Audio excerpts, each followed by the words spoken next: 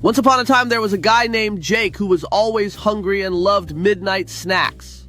One night, he tiptoed into the kitchen, ready to raid the pantry for his favorite cookies. He finally found the cookie jar and felt like a king, but little did he know, his cat Whiskers had other plans. As Jake poured the cookies into a bowl, Whiskers leaped onto the counter, sending cookies flying everywhere.